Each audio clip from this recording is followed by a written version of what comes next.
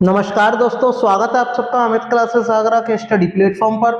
तो दोस्तों, आज हम आपके बीच में सीटेट की वीडियो को लेकर उपस्थित हुए हैं, जो कि ईवीएस की वीडियो है। दोस्तों, इस वीडियो में आज हम आवास की चर्चा करने वाले हैं, यानी आश्रय की चर्चा करने वाले हैं। इससे पहले वाली वीडियो में हमने परिवार के बारे में पूरे टॉपिक को डिस्कस किया था दोस्तों, और ये बहुत ही ज्यादा महत्वपूर्ण वीडियो है। तो ज्यादातर भाई बहन लाइव देखें और चैनल को लाइक शेयर सब्सक्राइब जरूर करें।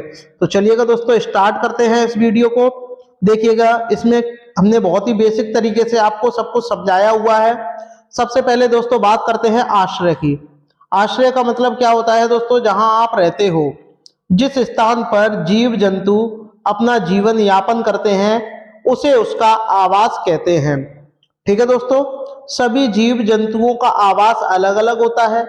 जितने भी जीव जंतु होते हैं उनका आवास जो होता है, यानी रहने का जो स्थान होता है, वो डिफरेंट डिफरेंट टाइप होता है, यानी अलग अलग तरीके से वो लोग रहते हैं और अलग अलग उनका आवास भी अलग अलग होता है। तो दोस्तों बात करते हैं सबसे पहले मनुष्यों की आवास की दोस्तों, कि मनुष्य किस प्रकार रहते हैं।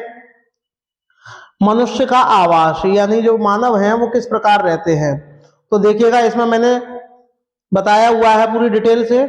इसमें कैसे रहते हैं? मिट्टी के घर। अब मिट्टी के घर मानव कहाँ बनाते हैं, क्यों बनाते हैं, किस लिए बनाते हैं, ये सब इसमें मैं आपको समझाने वाला हूं। देखिएगा, इस प्रकार के घर सामान्यतः अत्यधिक तापमान वाले इलाके में पाए जाते हैं। यानी जो मिट्टी के घर होते हैं वो वहां पाए जाएंगे, ऐसे इलाके में पाए जाएंगे जहां तापमान बहुत ज्यादा होता है, जैसे कि मध्य प्रदेश और राजस्थान। ठीक है दोस्तों, इस प्रकार के घरों की जो दीवारें होंगी वो मिट्टी की सहायता से मोटी बनाई जाती हैं, ताकि इसके अंदर गर्मी ना पहुंचे। ऐसे घरों की छतें टूनादियों एवं लकड़ियों से बनाई जाती है, जिसमें अधिकांशत नीम और कीकर का प्रयोग किया जाता है। यानी सीधी बात मैं आपको बता दूं कि ऐसे जो घर होंगे इनकी जो छत बनाई जाएंगी वो लकड़ी से बनाई जाती है दोस्तों, जिससे छतों में कीड़े मकोड़े नहीं लगते। इस प्रकार के घर सामान्यतः राजस्थान में पाए जाते हैं। ठीक है, क्योंकि जो आपका राजस्थान है वह सामान्य इलाकों से वहां ज्यादा गर्मी पड़ती है। चलिएगा दोस्तों, आगे बढ़ते हैं। एक पॉइंट और है इसका, इन दीवारों को मजबूत बनाए रखने के लिए मिट्टी में भूस मिलाकर लेप लगाया जाता है। इसके फर्ज फर्ज नहीं होगा, फर्श होगा। फर्श को समय समय पर गोबर से लीपा जाता है। जो फर्श होता है वो वहां गोबर से लीपा जाता है। ठीक है दोस्तों, वहीं बात करते हैं दोस्तों, बर्फ के घर कहां बनाए जाते हैं और क्यों बनाते हैं, किस कारण बनाते हैं, इस पर भी चर्चा करते हैं। तो बर्फ का जो घर होता है उसको हम इग्लू कहते हैं दोस्तों। इस प्रकार के घर गुम्मद के आकार में पाए जाते हैं, यानी गुम्मद जैसा इनका आकार होता है। इस प्रकार के घरों का निर्माण बर्फ के छोटे छोटे टुकड़ों को जोड़कर किया जाता है। यह एस्किमो शिकारियों का स्थायी निवास है। यानी एस्किमो एक जनजाति होती है जो कि ठंडे प्रदेशों में पाई जाती है, वहां के लोग इस इग्लू का निर्माण करते हैं। एस्किमो अमेरिका, रूस, कनाडा और ग्रीनलैंड के आर्कटिक एवं उपनगरीय क्षेत्रों में रहने वाले लोग हैं। इस प्रकार के घरों में प्रवेश द्वार अपेक्षाकृत छोटे बनाए जाते हैं, ताकि दीवारों के बीच मौजूद हवा बाहर की ओर ना जा सके। यानी जो अंदर की ओर जो गर्म हवा होगी वो बाहर नहीं जाएगी। इग्लू मुख्य रूप से कनाडा में पाए जाने वाले अस्थायी शीतकालीन घर हैं। ठीक है दोस्तों, वही बात करते हैं दोस्तों बांस एवं लकड़ी के घर। इस प्रकार के घर सामान्यतः अत्यधिक वर्षा वाले इलाके में बनाए जाते हैं। इस प्रकार के घर अपेक्षाकृत हल्के होते हैं।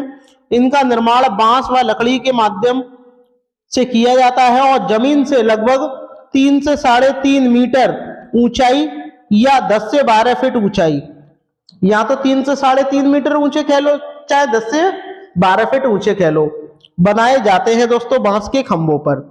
ऊंचाई पर बनाने का उद्देश्य अत्यधिक वर्षा से सुरक्षित निवास करना होता है दोस्तों। इस प्रकार के घर असम जैसे राज्यों में पाए जाते हैं। आपसे क्वेश्चन पूछा जाएगा कि बांस के घर कहाँ पाए जाते हैं, तो आप क्या बोलोगे? असम में पाए जाते हैं। वही बात करते हैं दोस्तों लकड़ी व पत्थर के घर। इस प्रकार के घर का निर्माण पहाड़ी इलाकों में किया जाता है। यह घर पत्थरों व लकड़ी की सहायता से बनाए जाते हैं। इन घरों में दीवारें चूने द्वारा पोती जाती हैं, जिससे घरों में क्या होता है, कीड़े मकोड़े नहीं लगते। घरों के फर्श में लकड़ी द्वारा बनाए जाते हैं, जो फर्श होता है वो लकड़ी का बनाया जाता है। यह घर एक मंजिला या दो मंजिला दोनों प्रकार से होता है। इसकी निचली मंजिला का प्रयोग स्वयं निवास करने के लिए किया जाता है। इस प्रकार के घर हिमाचल प्रदेश एवं लद्दाख में पाए जाते हैं। हिमाचल प्रदेश में अधिकांश घरें की जो छत होंगी वो ढालूनुमा होंगे, इस तरीके से होती हैं, जबकि लद्दाख में यह समतल भी हो सकती हैं। लद्दाख में छतों का प्रयोग अनाजों को सुखाने के लिए किया जाता है। ठीक है दोस्तों, चलिएगा आगे बढ़ते हैं। वही बात करते हैं दोस्तों हाउस बोट। सीटेट का फेवरेट प्रश्न है हाउस बोट। देखिएगा इसमें क्या है, इसे तैरता हुआ घर भी कहा जाता है। यह अधिकांश दो मंजिला होता है। इनमें सजावट और सुंदर नक्काशी किया जाता है। इसका उद्देश्य पर्यटकों को आकर्षित करना होता है दोस्तों। यह सामान्यतः केरल में पाए जाते हैं और जम्मू कश्मीर में पाए जाते हैं। केरल की बात करते हैं दोस्तों तो शांत घाटी जो राष्ट्रीय उद्यान है ये आपका केरल में है। जबकि जम्मू कश्मीर की बात करते हैं तो शेषनाग झील, नागिन झील, बूलर झील, ठीक है, ये सभी झील कहाँ है आपकी? जम्मू कश्मीर में स्थित है। बात करते हैं दोस्तों एक डोंगे। डोंगे भी बहुत ज्यादा महत्वपूर्ण है। इसे तैरता हुआ घर भी कहा जाता है। यह एक मंजिला होता है। इसके ऊपर से खुले हुए होते हैं, यानी जो ऊपर से खुले हुए होते हैं। इसका प्रयोग मछुआरों द्वारा किया जाता है दोस्तों। वही बात करते हैं पिग्मी जनजाति के आवास किस प्रकार होते हैं।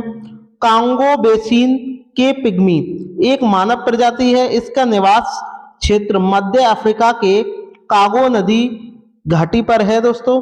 इनका आवास जो है अस्थायी है, यानी ये समय समय पे अपना आवास जो है बदलते रहते हैं। जंगली जानवरों से बचने के लिए यह अपना आवास वृक्षों पर बनाते हैं।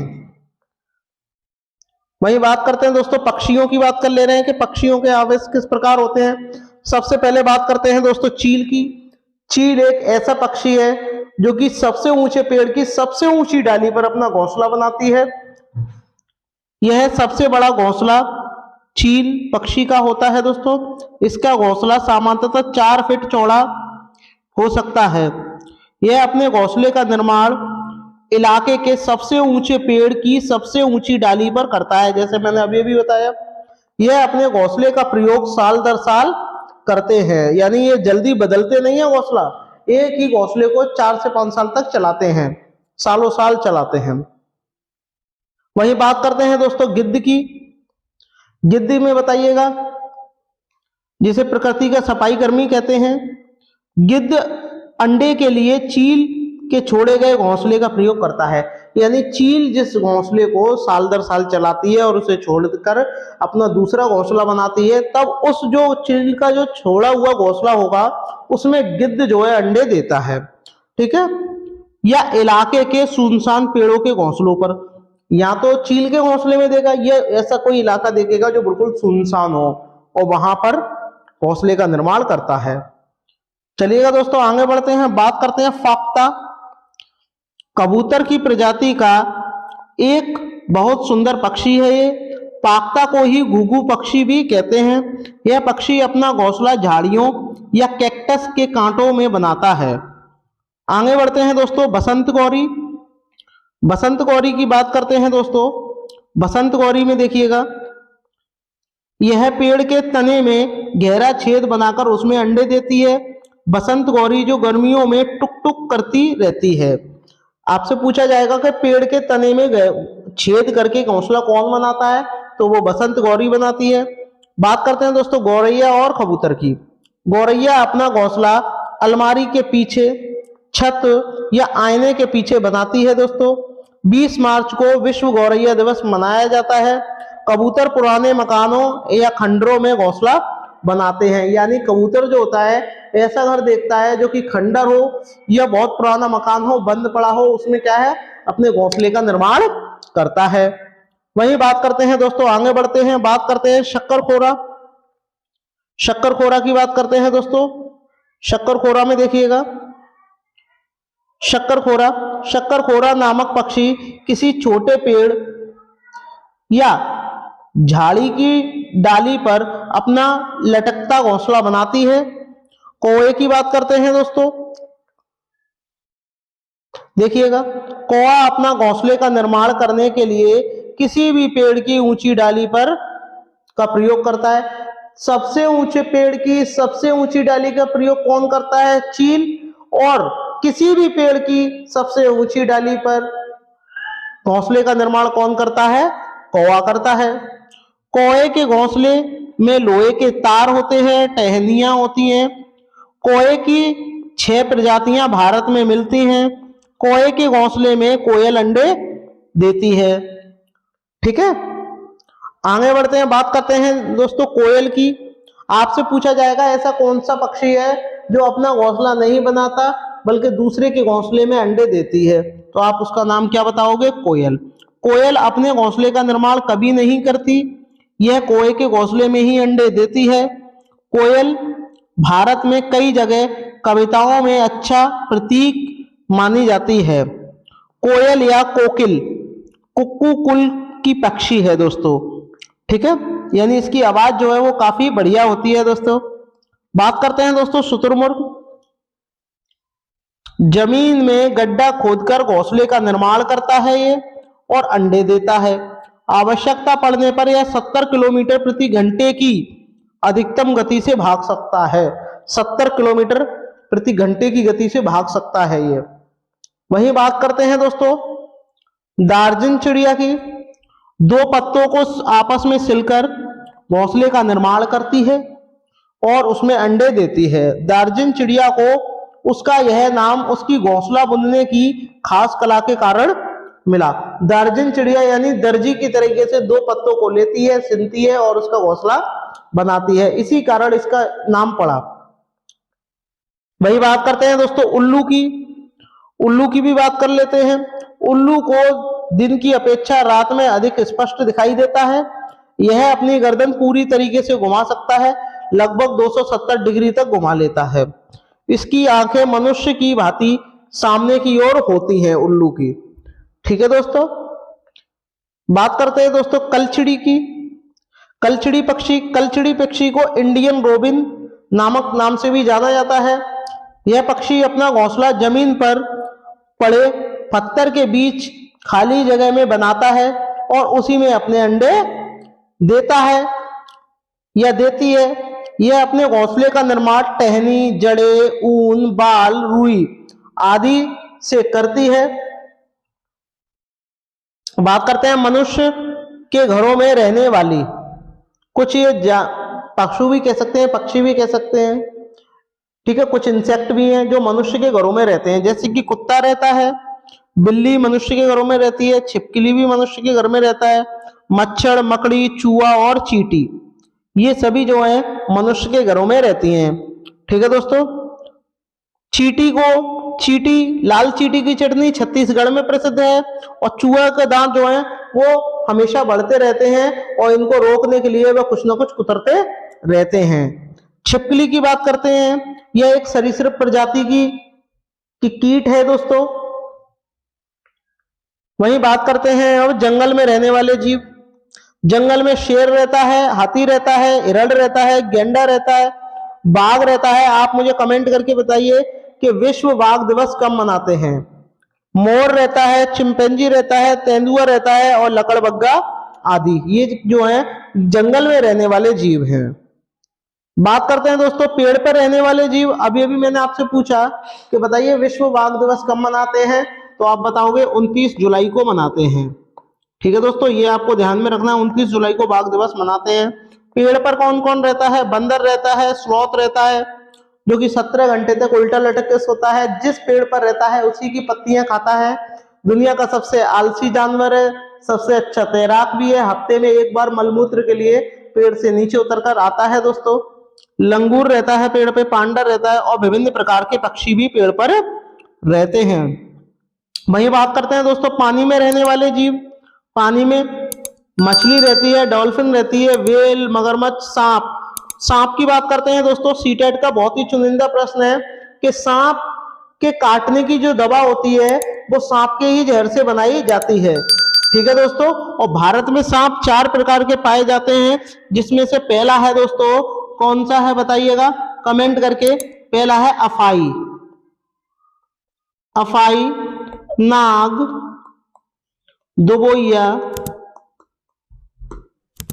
और एक का नाम आप मुझे कमेंट करके बताइएगा। कमेंट करके मुझे बताइएगा कि एक और है, उसका नाम क्या है। ठीक है, कमेंट करके मुझे बताइएगा उसका नाम क्या है। मेंढक है दोस्तों, बतख है और कछुआ है। कछुआ भी सरीसृप प्रजाति का जीव है दोस्तों।